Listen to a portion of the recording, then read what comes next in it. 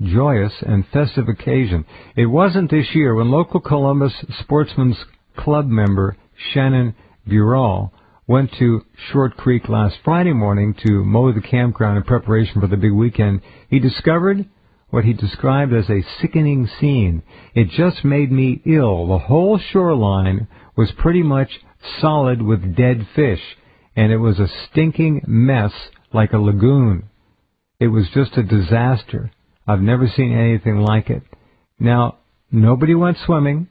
We had 30 to 40 campers out here in tents and so forth. Everybody stayed on shore. The water was the color of tea on Friday, and now Wednesday, it's like black coffee and getting darker every day. A heavy downpour had hit the Columbus area late last week, causing rapid and extensive runoff, so forth and so on. But this oil and these volatile organic compounds, the gases, can be moving all over the Midwest, into the upper Midwest. They're certainly potentially up in the Northeast now. There's really nowhere that the air moves that these things aren't going to accompany them. But what I wanted to talk about was this nuclear option.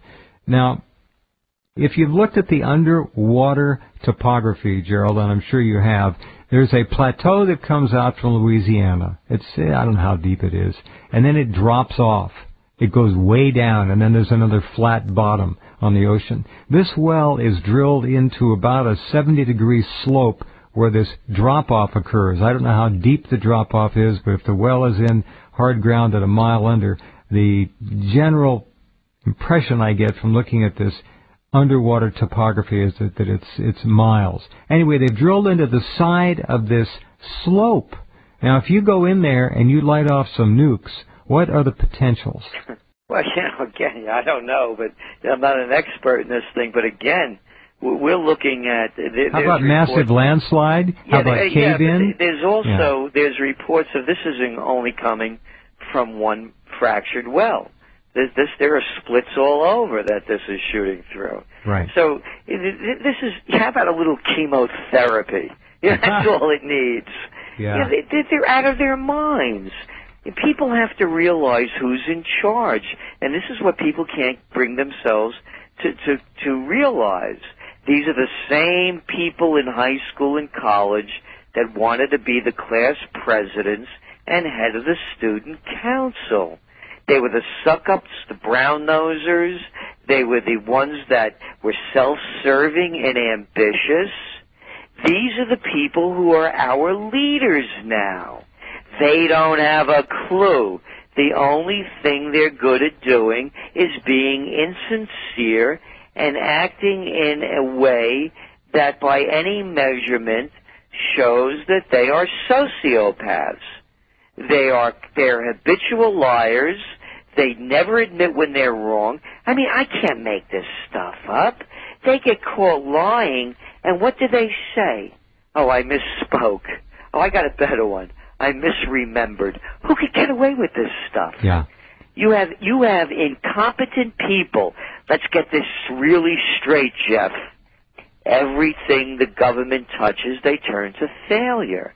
Whether it's Katrina quality rescue skills, whether it's losing wars in Iraq and Afghanistan, whether it's winning the war on drugs, whether it's leaving no child behind, how much more proof do people need that they're following leaders that are leading them to their destruction? I don't have an answer for you. I wish I did. I think it varies according to the amount of propaganda that the individual has been belted with to the point which they are no longer able to think by themselves. And as you point out, the lie is now the norm in social and geopolitical commerce. People expect to be lied to, actually. They're sociopaths. They are. That is what deranged. sociopathy is. Yeah. Their only accomplishment is being able to connive enough people to believe that they're telling the truth. And again, what we're putting out in the Trends Journal, this isn't about fear. It's about empowerment. It's about being prepared rather than believing what you're being told. Because as you know, the motto of the Trends Research Institute, taught to me by my dear father, may his soul rest in peace, is think for yourself. And that's what people really need to do right now. And you're pointing out what's going on in this Gulf crisis now. You're going to see a migration. I was just out, and here I am up in the Hudson Valley, and I was in a restaurant this past week up in Hudson, New York, a very nice place, and introduced to a friend of a friend, and there was this lovely woman with 2 little children, and they had to be about 13 and 10.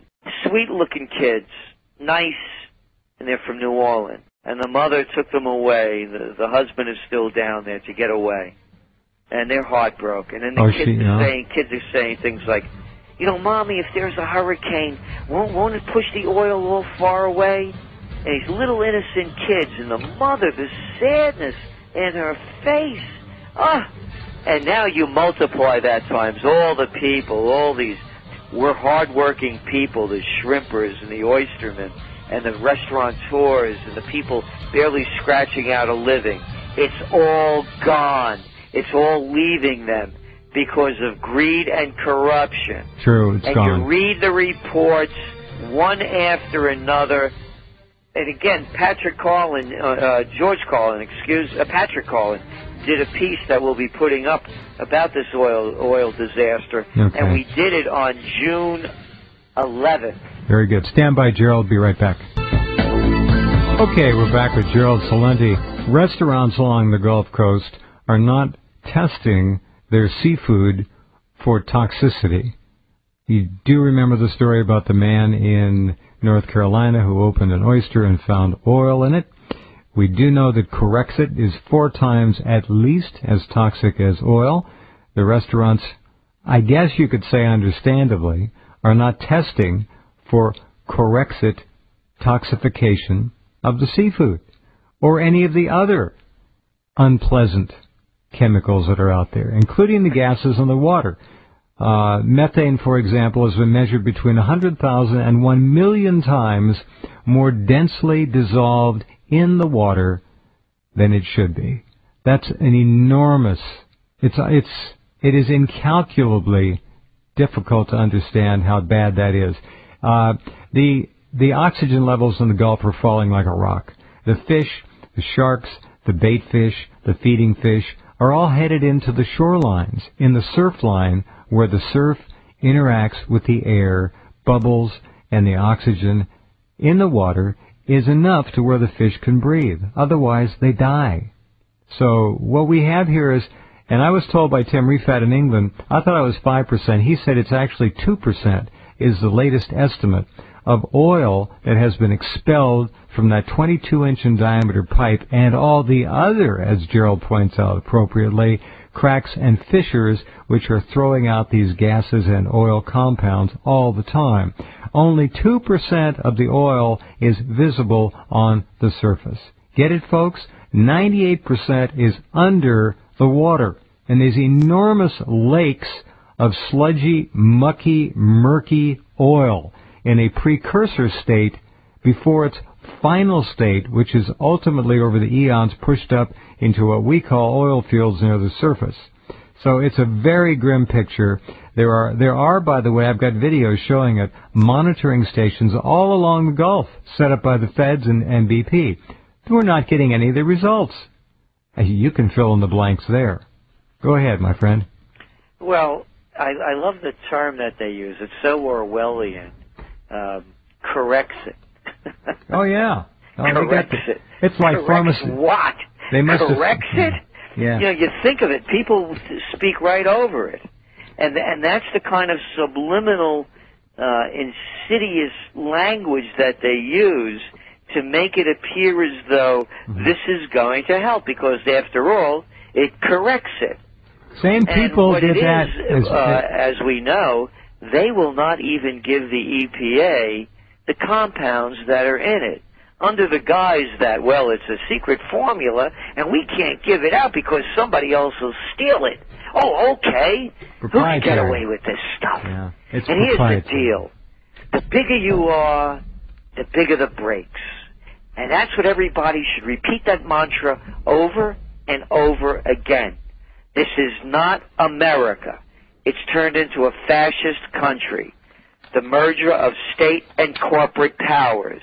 It cannot be any more evident that's what's going on now. If you didn't get it with the TARP bailouts that bailed out the Goldman Sachs gang, the Merrill Lynch mob, the Bear Stearns bandits, and go down the line, and then it went to Fannie Mae and Freddie Mac and AIG. You can see it right now.